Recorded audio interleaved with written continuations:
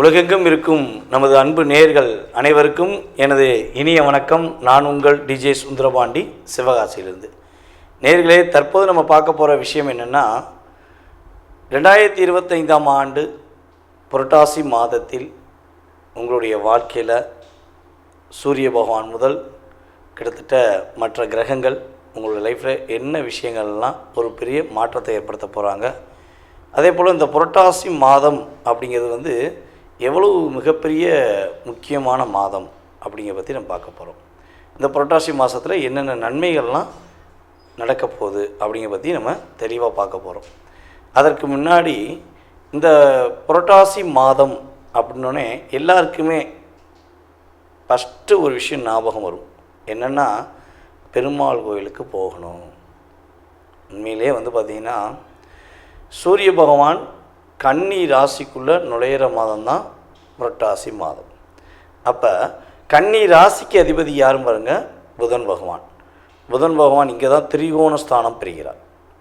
அப்போ பெருமாளை கிட்டத்தட்ட ஒரு 11 மாதங்கள் நீங்கள் போய் பார்க்குறீங்களோ பார்க்கலையோ, உங்களால் வழிபாடு பண்ண முடிஞ்சோ முடியலையோ, அதெல்லாம் பெரிய விஷயமே கிடையாது. ஆனால் புரட்டாசி மாதம் ஆரம்பித்த முதல் நாள்லேருந்து புரட்டாசி மாதம் முடிகிறதுக்கு முன்னாடி கட்டாயமாக என்ன பண்ணணும், எல்லாருமே பெருமாளை போய் தரிசனம் செய்ய வேண்டும்.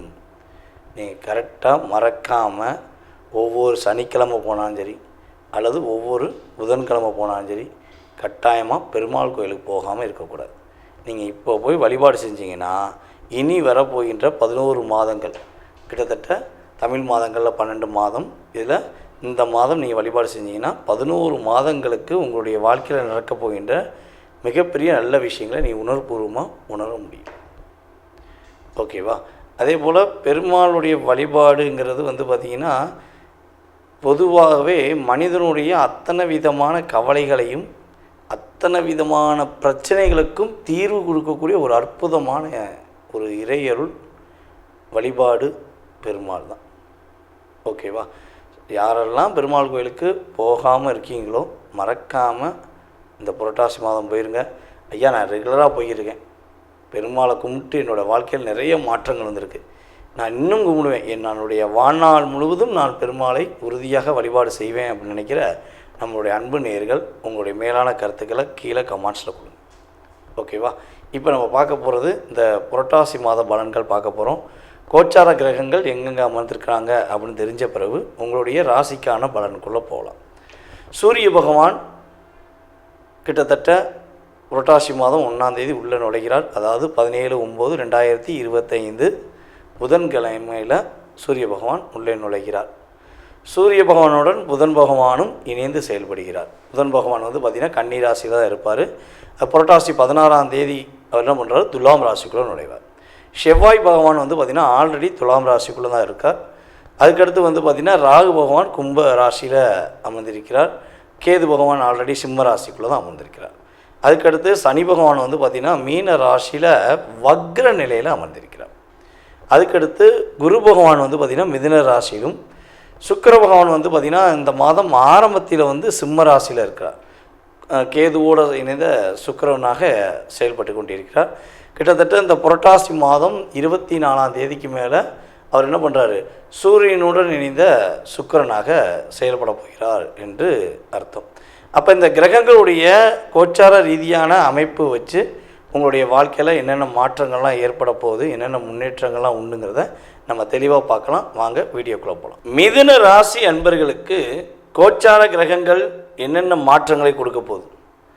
பொதுவாகவே பார்த்திங்கன்னா, ஒரு அறிவாளி, ஒரு சுயநலம் இல்லாத மனிதன் அப்படின்னா நம்ம மிதுன ராசியை எடுத்துக்கலாம். நீங்கள் தான் எப்பொழுதுமே ரொம்ப பெரிய புத்திசாலியாக இருப்பீங்க, ரொம்ப ரொம்ப அறிவாளி.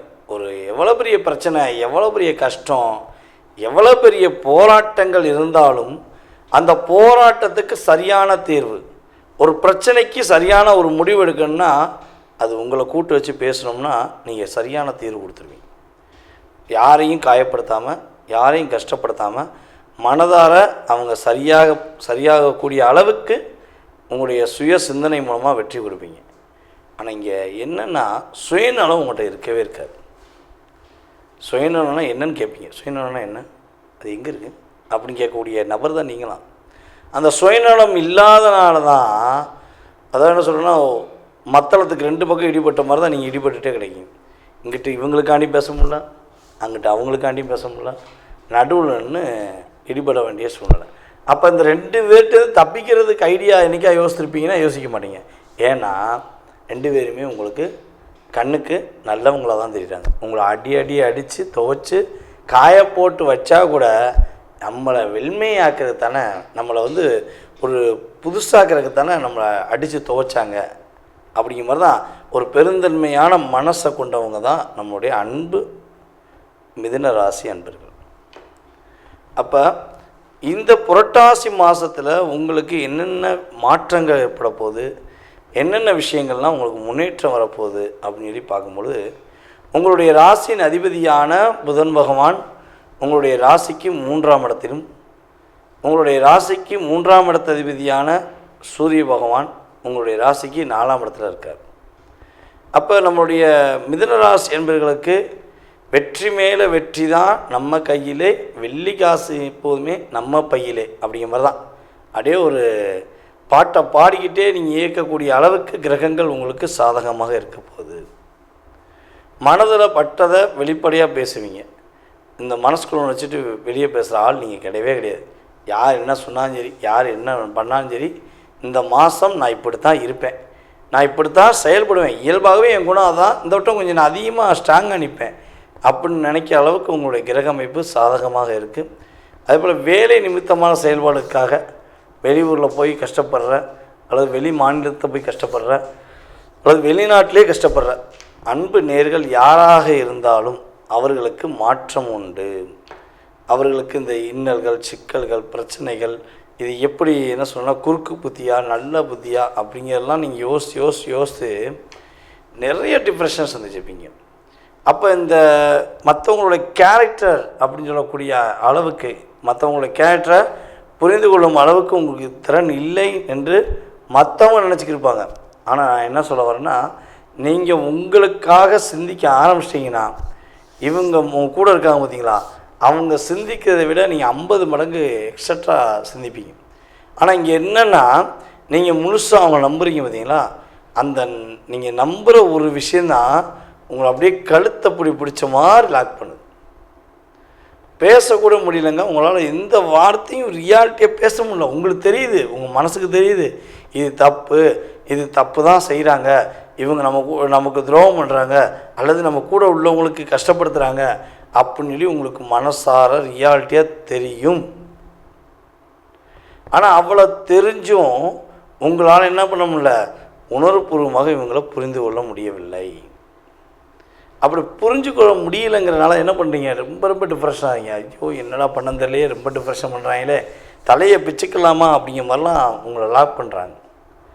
இதில் நம்மளுடைய மிதுன ராசியில் பார்த்திங்கன்னா, யாரெல்லாம் அரசாங்க வேலையில் இருக்கீங்களோ, அரசாங்கம் வேலை சம்மந்தப்பட்ட விஷயங்களில் முயற்சி எடுத்துக்கிருக்கீங்களோ, அத்தனை விதமான நபர்களுக்கும் வாழ்க்கை தலைகீழாக மாற்றியமைக்கக்கூடிய அமைப்பு உண்டு.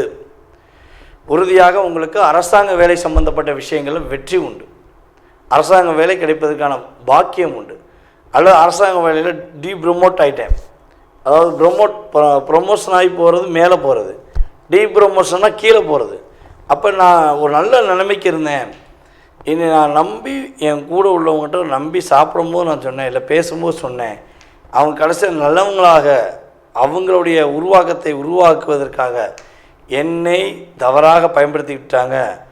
அதனால் நான் இன்னும் இந்த போராட்டத்தை விட்டு வெளியே வரல, ஒரு மன அழுத்தத்தை விட்டு வெளியே வர முடியல அப்படின்னு நினைக்கிற அன்பார்ந்த நம்முடைய மிதுன ராசிக்காரர்களுக்கு மன அழுத்தத்திலிருந்து ஒரு விடிவு காலம் கிடைக்க போகுது. மன போராட்டத்திலிருந்து விடிவு காலம், கடன் பிரச்சனையிலிருந்து விடிவு காலம், கல்யாணம் முடிப்பதற்கான ஒரு இனிமையான காலம், திருமணத்துக்கு நிறைய வரன் பார்த்து முடியலை, அமையலை, என்னடா பண்ணன்னு தெரியலன்னு சொல்லி வருத்தப்படுற அத்தனை விதமான மிதுனராசி என்பவர்களுக்கும், திருமணத்துக்காக வரன் தேடுற அத்தனை விதமான மிதுனராசி என்பவர்களுக்கும் திருமணம் பாக்கியம் அமைத்து கொடுப்பதற்கான பாக்கியம் சூழ்நிலைகள் உண்டாக போகிறது. இன்னொரு விஷயம் வந்து பார்த்திங்கன்னா, கணவன் மனைவிக்குள்ள ஒற்றுமை என்பது ரொம்ப ரொம்ப கம்மியாக இருக்குது. நீங்கள் ஒன்று சொன்னால் அவங்க ஒன்று சொல்கிறாங்க, அவங்க ஒன்று சொன்னால் நீங்கள் ஒன்று சொல்கிறீங்க. எப்பா தலையை பிச்சுக்கிருவேன் போலக்கு அப்படிங்கிற மாதிரி கூட நீங்கள் பயன்படுத்த வேண்டிய சூழ்நிலை. என்னுடைய கணவர் என்னை ஏமாற்றி முடிச்சிட்டாங்க, என்னோடய மனைவி என்னை ஏமாற்றி முடிச்சிட்டாங்க அப்படின்னு சொல்லி ஃபீல் பண்ணுற அத்தனை விதமான மிதுன ராசி அன்பர்களுக்கு வெற்றி மேலே வெற்றி தான் நம்ம கையிலே என்று சொல்லக்கூடிய அளவுக்கு ஒரு அற்புதமான ஒரு மனநிலை, அற்புதமான ஒரு சூழ்நிலை, அற்புதமான ஒரு முன்னேற்றமான ஒரு அமைப்பை நீங்கள் பெறக்கூடிய அளவுக்கு உங்களுக்கு கோச்சார கிரகங்கள் கொடுக்கப் போகிறது என்பது நிதர்சனமான உண்மை. ஸ்ரீ குபேரன் டிவியை பார்த்தமைக்கு நன்றிகள். மேலும் இது போன்ற தகவல்களை தெரிந்து கொள்ள ஸ்ரீ குபேரன் டிவியை சப்ஸ்கிரைப் செய்யுங்கள். மறக்காமல் பெல் ஐக்கானை கிளிக் செய்யுங்கள்.